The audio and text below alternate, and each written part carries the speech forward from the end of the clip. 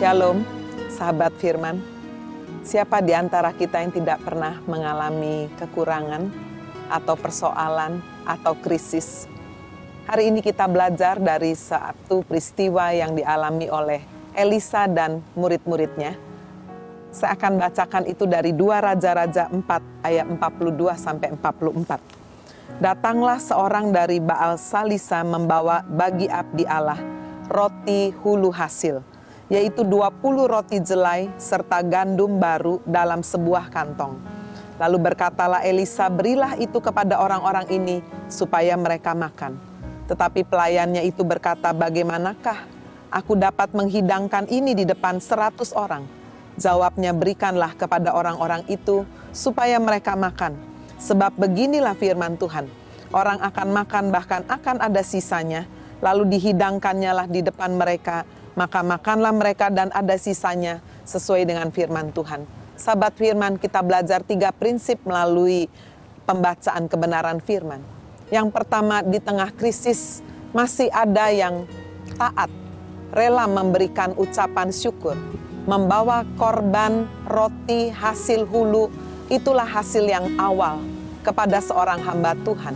Bukankah ini sesuatu yang luar biasa? Berapa banyak kita hanya merindukan mujizat, pertolongan, tetapi kita tidak rela taat. Dan hal yang kedua, kita pelajari bagaimana Elisa adalah seorang hamba Tuhan yang tidak egois. Di tengah kesesakan, dia tidak berkata, oh puji Tuhan, ini semua untukku, Tuhan peduli. Tetapi dia mempedulikan ada 100 orang murid yang belum makan.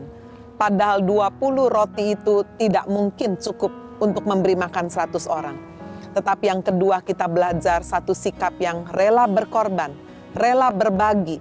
Seperti yang juga kita pernah pelajari bagaimana di tengah kelaparan, ketika Elia memerintahkan seorang janda yang sungguh sudah sangat kelaparan, hanya punya 1 kali kesempatan untuk makan bersama anaknya, setelah itu akan mati.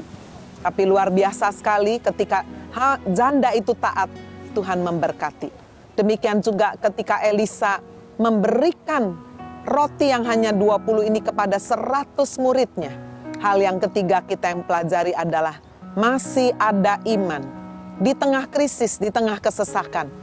Sang Nabi berkata bahwa 20 roti jelai ini ketika sudah dibagi untuk 100 orang masih akan ada sisanya.